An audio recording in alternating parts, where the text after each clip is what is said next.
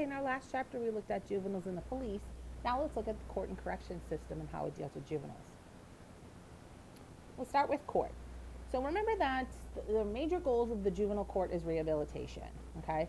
It has shifted, though, to increased emphasis on direct control. And the reasons for this have to do with the same reasons we see this shift in the adult system.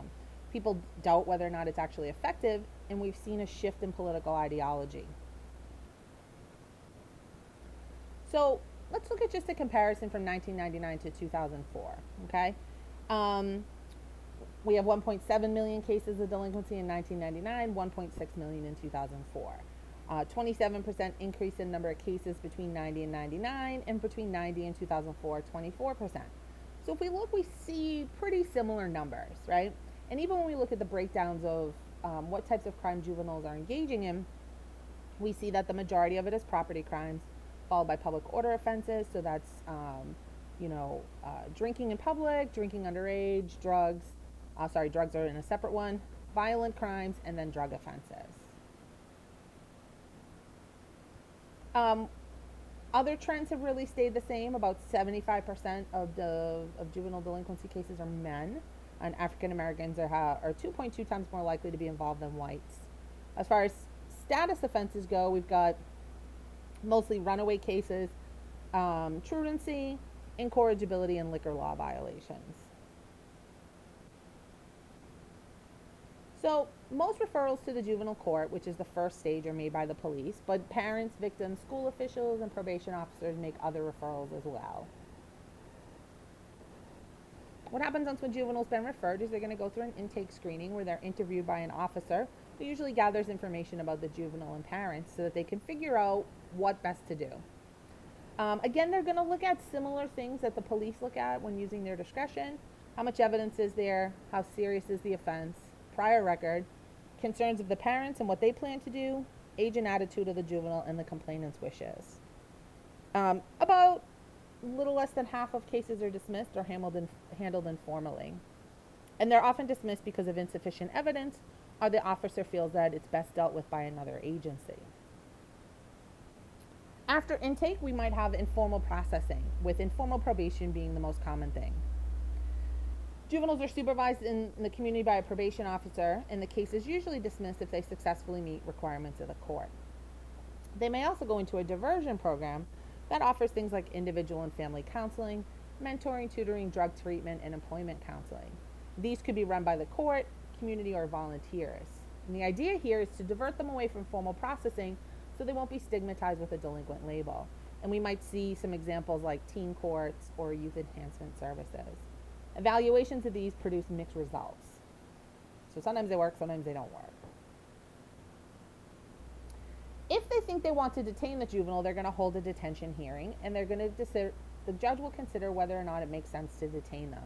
They could be detained if they pose a threat to the community, if they would flee, and unlike adults, they can be held if they would be in danger, if they would be released. These secure detention facilities generally have bad conditions, but less secure facilities like group homes, foster homes, and home detention can also be used. And juveniles are detained only in about 20% of delinquency cases.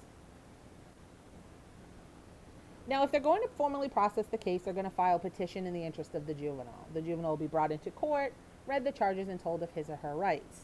Now, if the offense is serious enough, they may consider waiving them to adult court. And this can be done in one of three ways, and the method which happens really depends on the state that you live in.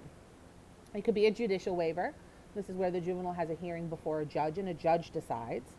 In some places, the prosecutor has this discretion and just files directly in adult court. And in other states, there's statutory waivers. For certain offenses committed by juveniles of certain ages, they're automatically waived to adult court.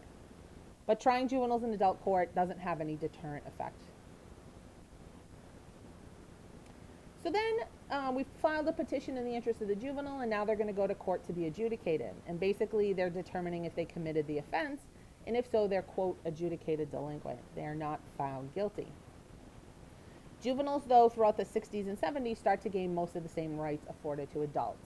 The only one they don't have is a jury trial, although some states do provide that, Massachusetts being one of them. What's going to happen next is a predisposition report will be written. That will be completed by a probation officer after the juvenile is adjudicated delinquent, and it's designed to identify their problems and help guide a treatment plan. We might also see a risk and needs assessment. Risk assessments are attempting to predict what types of offenses and whether or not the juvenile is likely to recidivate. And needs instruments have to do with treatment. And then finally, based on that information, they will have a dispositional hearing. And at the dispositional hearing, that's where they get their sentence, which is called a disposition for juveniles. Once that's happened, they're going to move into the corrections options. So they could be placed on probation, out of home placement, or a variety of intermediate sanctions. Probation is most common, and they remain in the community and have to satisfy certain conditions. They're supervised to make sure they don't commit new offenses or violate conditions of their probation. If they fail to meet conditions of probation, they might have their probation revoked and face more severe sanctions. But most probation officers have heavy caseloads, and that reduces their effectiveness in providing supervision.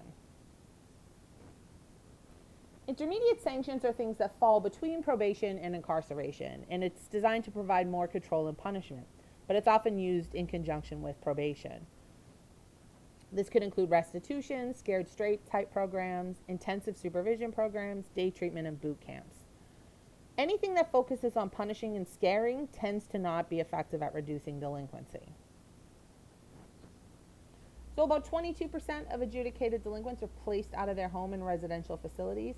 But most of those are for delinquent offenses, but a small amount are for status offenses, and most of them are not for violent crimes. We can see here the most common thing is property crimes, followed by serious violent crimes. Confinement of status offenders is discouraged by federal law. Some are charged with minor criminal offenses. Some are confined if they violate conditions of their probation, and some are voluntary out-of-home placements. When we look at who's most likely to be confined, about 85% of those confined are men, with about 38% being African American, 19% Latino, 2% Asian, and 2% Native American. The types of facilities they could be sentenced to could be a group home or a halfway house, which is not a secure facility, and they house small numbers of juveniles who attend school in the community. There are a lot of wilderness and outdoor programs that provide physically challenging activities. They're often small groups, and juveniles learn to work together, follow directions, and overcome challenges. And then there's training schools, and these are similar to adult prisons. They're large, security focused, don't offer sufficient treatment. When we look at the experiences of men and women, juvenile offenders that are institutionalized, men are more likely to be confined for serious violent crimes and women for status offenses. As I mentioned before, women are most likely to have been victims of abuse and to be running away from home, and some treatment is less available in female institutions. They also cope differently with confinement. Men are more likely to develop an inmate subculture, whereas girls are more likely to form sort of these pseudo-family units.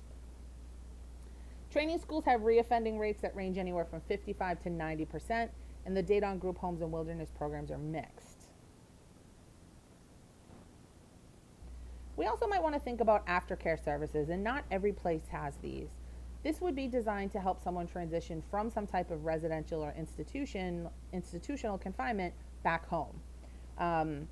This would be supervision combined with treatment, and this may affect reoffending. The model developed by the OJJDP targets juveniles at high risk for further offending, tries to develop individual treatment plans for them, supervise them when they're released, and sanctions bad behavior and rewards progress. So, for 1 of every 1,000 juvenile delinquency cases, a little more than half are formally processed. Of those processed, about 374 are adjudicated delinquent.